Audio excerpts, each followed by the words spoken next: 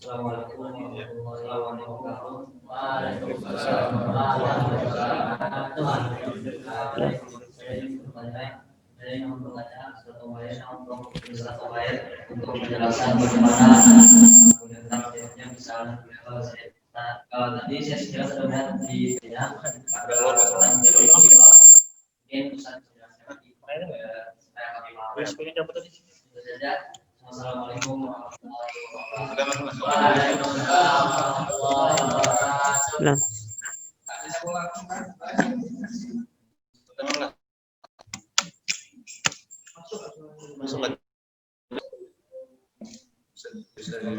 Bagaimana Ustadz? Apa terdengar suaranya? Kurang jelas tadi, Ustaz. Gimana tadi pertanyaannya? Kita ulangi.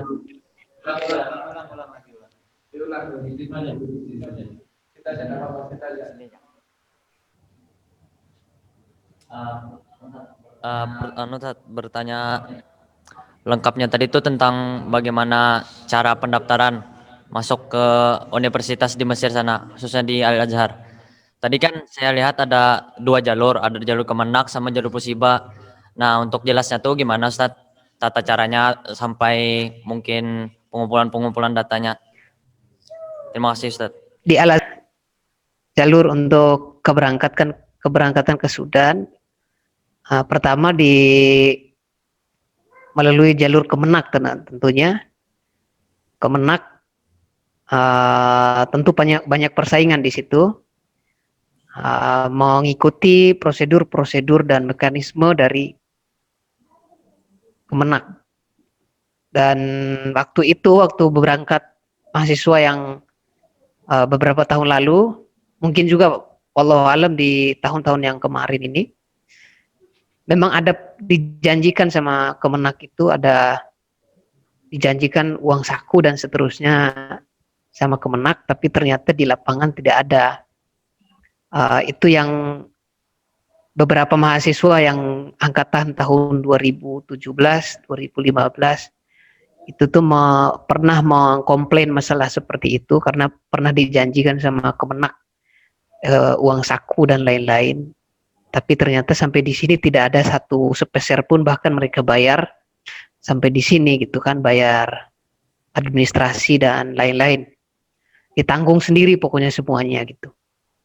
Nah, itu melalui jalur Kemenak dengan mengikuti prosedur dan ujian-ujian yang diadakan oleh Kemenak. Satu ya gitu ya, itu satu. Kemudian yang kedua, jalur itu bisa melalui MUU tadi. MUU misalnya Muhammadiyah atau misalnya di pondok mana gitu kan punya MUU mereka. Misalnya Gontor gitu ya, Gontor itu juga pernah mudirnya pernah ke sini, pimpinan pondok Gontor pernah ke sini dan mendapatkan ini beasiswa. Tetapi khusus untuk Muhammadiyah, karena kita ini dalam satu rumah Muhammadiyah ada MUU tadi yang saya sampaikan di Jamiah Afrika ini. Di Jamiah Afrika ada S1 dan S2, tapi yang untuk S2 belum bisa kita belum bisa kita realisasikan karena hambat ini tadi masih COVID ya. Nah itu kemudian tetapi rencana saya sih ingin mau bicara dulu sama pimpinan Muhammadiyah, nanti kalau ini pulang ini dalam beberapa waktu akan datang nih, saya akan pulang dan ingin membicarakan masalah ini secara ini gitu. MUU Muhammadiyah itu kita mau realisasikan secara lebih banyak lagi, lebih luas, karena MOU-nya ini bukan MOU asal terima begitu ya, asal terima manfaat dari kampus di Sudan ini, tetapi Muhammadiyah menginginkan kita pertukaran pelajar dan pertukaran dosen begitu, sehingga dosen-dosen dari Indonesia bisa mengajar di Sudan di Universitas Afrika ini gitu. Dosen-dosen yang didatangkan itu ilmu-ilmu umum tadi, bahasa Indonesia, mengajar bahasa Indonesia mungkin di sini, kemudian karena ada fakultas Alsun di sini, ada fakultas Alsun linguistik itu, dan kemudian ada kedokteran gitu. Itu yang mau kita kerjasamakan di situ gitu. Kemudian selain itu ada ini khusus untuk Muhammadiyah seperti itu. Bisa saya gambarkan seperti itu. Nah, tapi ada jalan lain dengan jalan mau melakukan ini membayar iqomah visa masuk ke sini, ke Sudan ini dengan jalur ada di sini ada Ma'had Al-Azhari gitu. Itu untuk bahasa. Untuk bahasa memang mereka menjual belikan ini visa begitu. Ada kita pakai jalur mereka untuk bisa masuk ke Sudan. Nanti sampai masuk Sudan, nanti tinggal memilih mau menunggu di Sudan, menunggu Jamiah Afrika itu buka dan kemudian daftar di situ. Jika beruntung dapat beasiswa penuh, gitu. Beasiswa penuh dalam tanda kutip bahwa antum bisa dapat ini bebas biaya kuliah, tapi untuk biaya hidup dan biaya administrasi lain itu antum yang nanggung, antum sendiri yang nanggung. Tapi antum dibebaskan di dalam masalah pembiayaan kuliah. Tuh. Lanjut ada lagi lembaga-lembaga lain yang bisa kita pakai untuk belajar di sini untuk mendalami bahasa gitu kan. Karena menurut saya yang saya amati sebenarnya Ma'had Lughoh atau ini persiapan bahasa itu lebih banyak dilakukan secara mandiri oleh mahasiswa yang saya sampaikan tadi di rumah-rumah, dan mereka melakukan pendalaman bahasa, pendalaman ilmu-ilmu tadi secara mandiri di rumah begitu. Nah, sementara di kampus seperti Ma'had Al-Azhari tadi mungkin biahnya yang ada di situ bisa kita manfaatkan. Tetapi untuk bagaimana keilmuannya ya, mungkin menurut saya ada kekurangannya juga gitu kan, sehingga mungkin yang bisa kita manfaatkan di situ adalah lingkungannya gitu. Kita bertemu orang di situ meskipun mungkin bahasanya mungkin ini, tapi kita ketemu orang asing di situ, kita ngobrol dan seterusnya, itu biahnya gitu. Itu mungkin yang membentuk bahasa itu. Setidaknya dari ininya dulu gitu kan, melatih, ada riyadhatul lisan begitu ya. Ada semacam usaha untuk melakukan pembiasaan pada lidah kita untuk berbahasa. Karena kalau lidah kita tidak terbiasa itu biasanya ya agak susah kita mau berbahasa. Makanya ini ada lingkungan tadi. Nah, untuk pendalaman bahasa di sini juga ada orang Rusia di sini, lulusan Saudi begitu. Saya pernah ajak Ustadz Sahman ke situ gitu. Mungkin itu juga ini bisa dilakukan, bisa dijadikan sebagai solusi, karena banyak mahasiswa Indonesia yang belajar di situ. Dan bahasanya memang bagus, bahasanya dia fokusnya kepada ilmu bahasa, Sehingga beberapa mahasiswa saya lihat itu pertumbuhannya bagus juga bahasanya gitu, terutama di ilmu nahwu dan sorofnya, karena dia memang memfokuskan ke ilmu ini tadi, ilmu alat gitu, khususnya ilmu nahwu dan sorof. Nah, itu kira-kira ininya jalur dan pendalaman bahasa. Memang kalau untuk jamaah Afrika sendiri, jamaah Ifriqiyah, ada bahasanya, ada ma'had lughahnya. Biasanya nanti ada muayanah gitu, dilakukan uji. Jika nanti belum lulus, nanti biasanya dimasukkan ke situ, ke ma'had lughah. Di ma'had lughah dulu. Jika yang mendapat beasiswa penuh ya, dia akan gratis di situ gitu. Tapi kalau kabulnya tadi bukan beasiswa penuh, dia juga akan bayar di ma'had lughah itu gitu. Dia akan bayar. Nanti pas masuk kuliah juga dia akan bayar sendiri juga gitu. Nah, begitu paling ini persiapan bahasanya seperti itu. Tapi jika untuk mempersiapkan bahasa di luar dan melalui pembinaan-pembinaan tadi, mungkin itu juga bisa dilakukan. Solusi begitu.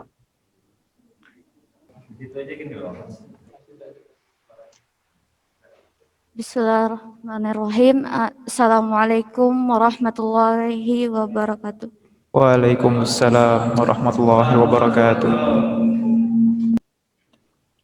Tadi kan sudah dijelaskan tentang metode tesnya. Nah, sekarang itu pertanyaan mengenai biaya. Misalnya kita masuknya dari nol atau jalur mandiri. Nah, itu tuh biaya yang gambaran biayanya itu kira-kira berapa?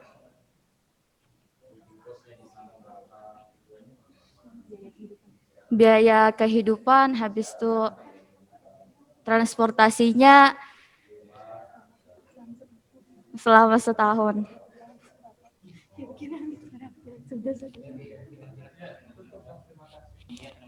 Terima kasih. Wassalamualaikum warahmatullahi wabarakatuh.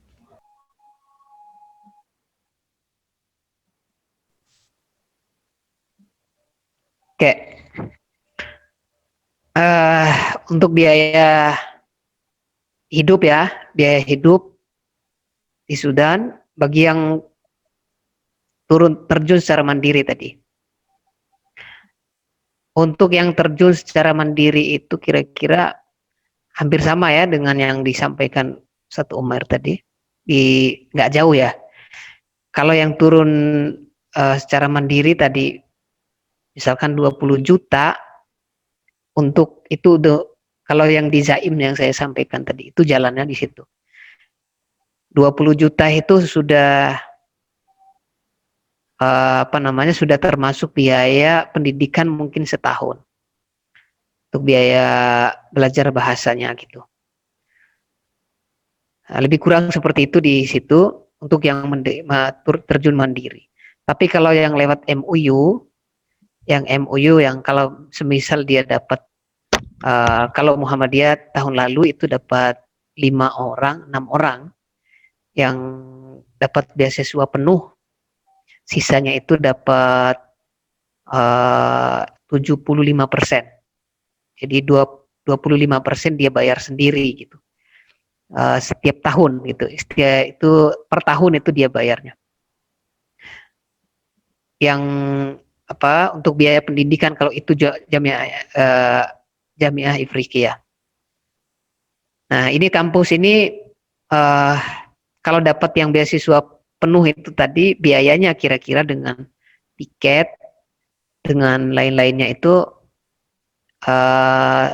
sekitaran 17-an juta lah gitu ya. Kalau yang biayanya nih, kalau yang yang tidak mendapatkan beasiswa penuh atau mendapatkan 75%, itu kira-kira 17-an juta lah gitu ya. 17-an juta. Kemudian kalau yang mendapatkan beasiswa penuh, kita 15 juta kira-kira, 15-16 juta begitu. Itu juga akhwat, kalau akhwat kita langsung nempatkan mereka itu di asrama, begitu sampai di khortum, mereka langsung di follow up oleh seniornya gitu, dibawa ke kampus, tinggal di asrama.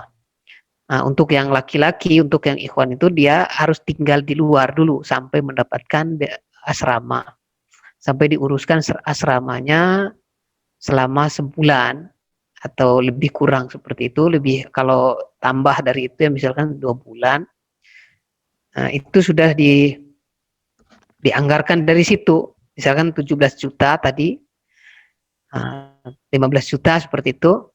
Nah, itu sudah dianggarkan untuk biaya hidupnya selama sebulan dan biaya tinggalnya, biaya pembayaran rumah dan lain-lain seperti itu. Itu selama sebulan, dan mereka memperoleh fasilitas makan, gitu ya, makan dan transportasi untuk pengurusan iqomah atau residensi dan lain-lain, pengurusan visa. Nah, seperti itu kira-kira kalau untuk biaya yang kalau yang lewat Kemenak tadi hampir sama juga 18 juta begitu. Nah, itu kira-kira yang lewat MUU dan lewat ini Kemenak. Tapi kalau yang lewat secara mandiri tadi terjun bebas, sekitaran 20 juta lah gitu. Karena di sebagian juga mahasiswa ini mereka membuka jasa untuk mengurus mahasiswa ke sini. Itu juga biayanya ini mau mati nih, saya mati lampu di sini satu. Waduh ini.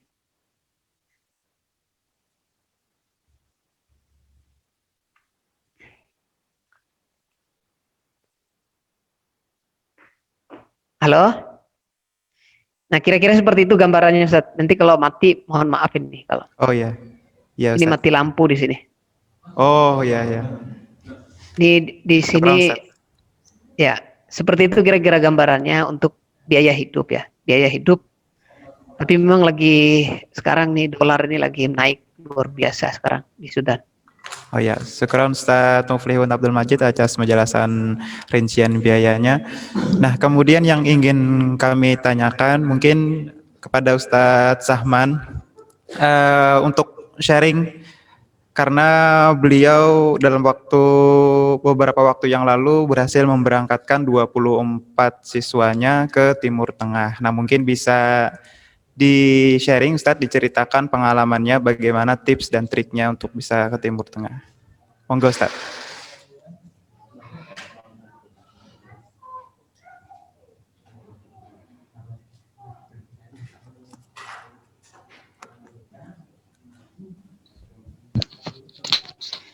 Baik, terima kasih untuk waktunya.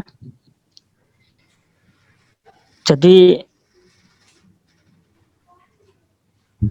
untuk MBS sendiri itu tahun ini alhamdulillah ada di Timur Tengah maupun di Turki. Jadi kami sampaikan jadi daurah Timur Tengah setiap tahunnya. Dan saya menggambarkan untuk 2 tahun terakhir karena dilaksanakan di MBS dan pesertanya selalu meningkat. Jadi tahun kemarin itu jumlah daurah untuk peserta daurah itu ada 60-70. Dan tahun ini pendaftar yang 90% dari kader Muhammadiyah, alumni Muhammadiyah.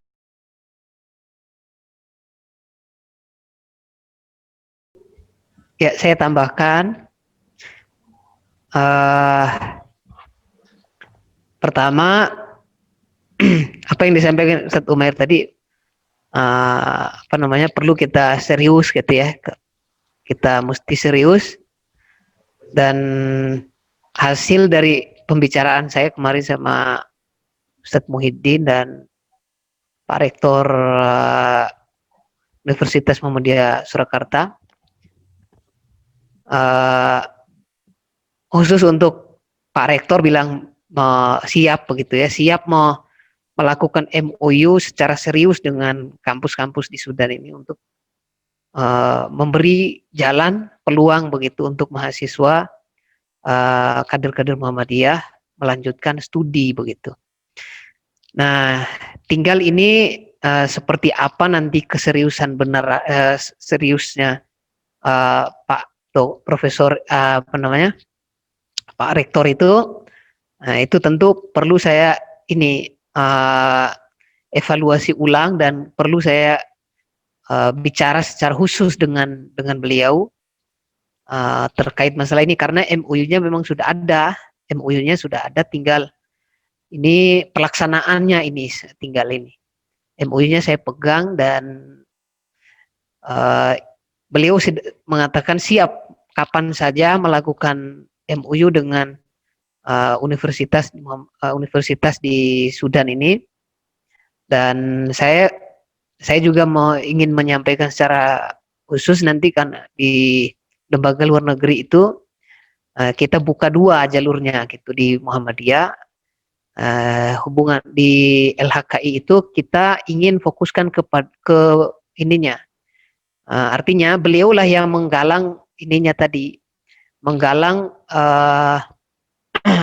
kesempatan di kampus-kampus Muhammadiyah itu bagaimana caranya melakukan pendistribusian mahasiswa yang hasil dari MOU pertukaran pelajar itu tadi, karena kita perlu meminta lebih banyak mahasiswa agar kesempatan mahasiswa kader Muhammadiyah juga belajar itu juga banyak gitu.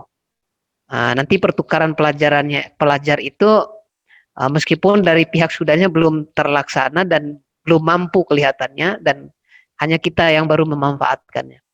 Dan kita ingin MOU-nya bukan dengan lembaga-lembaga lain, kita ingin langsung dengan kampusnya langsung begitu. Kampusnya langsung, bukan dengan lembaga lain di luar dari itu, karena kalau lembaganya Muhammadiyah secara langsung dengan kampusnya itu akan mempermudah prosesnya dan juga komunikasinya lebih bagus dan lebih serius begitu. Nah, itu kira-kira seperti itu gambaran untuk MOU Muhammadiyah. Nah, ini perlu diseriusi secara khusus nanti sama saya nanti di PP Muhammadiyah di LHKI itu, dan juga Pak Rektor itu nanti kita ingin bicarakan secara khusus. Dan apa yang diusulkan tadi sama Ustadz Umair itu juga satu solusi juga, baik juga untuk menghadapi dan menutupi kekurangan kita di Muhammadiyah, karena ini suara-suara seperti ini kan dari dulu sebenarnya, dan entah kita mungkin belum secara kompak melakukan mencarikan solusinya dan menyiapkan solusinya. Karena itu kita perlu kompak untuk melakukan menyiapkan ini tadi, memberikan solusi. Bukan sekedar kita ingin berbicara ini kita sedang kekurangan kader dan lain-lain. Mudah-mudahan di LP2 LP2M gitu ya, dan juga di Itmam berbicara secara serius dan meminta ini tadi berdiskusi secara intens dengan khususnya kader-kader Muhammadiyah di luar negeri, instansi khusus yang mewakili Muhammadiyah PCIM di luar negeri itu berbicara, kita terbuka saja di situ dan apa yang kita inginkan, dan dari situ kita perlu carikan solusi bersama di hari-hari yang di dalam waktu yang ke depan ini.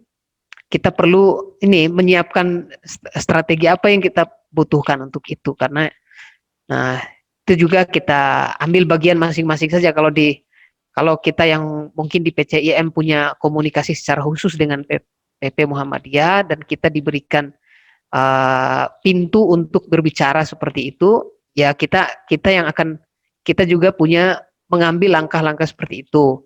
Dan kalau di Itmam mungkin punya fokus lain dan hal-hal lain yang mungkin menjadi bagian mereka, ya tinggal kita koordinasikan, kita tinggal komunikasikan masing-masing gitu. Mungkin seperti itu yang ini tambahan saya, dan dari saya demikian, Ustaz. Oke, terima kasih Ustadz Muflihun dan juga Ustadz Umair. Ya, karena tadi sudah saya tutup, ya untuk penutup sekali lagi kita salam ya. Saya salam maksudnya. Salah dan khilafnya saya mohon maaf. Wassalamualaikum warahmatullahi wabarakatuh. Waalaikumsalam warahmatullahi wabarakatuh. Ya, terima kasih Ustaz. Terima kasih Ustadz. Ustaz Muflihun, terima kasih. Ustaz Iqbal, terima kasih. Iya Ustaz Umair, Ustaz Sahman. Oh iya, Ustaz Ahman juga terima kasih Ustaz Ahman. Para sesepuh, terima kasih.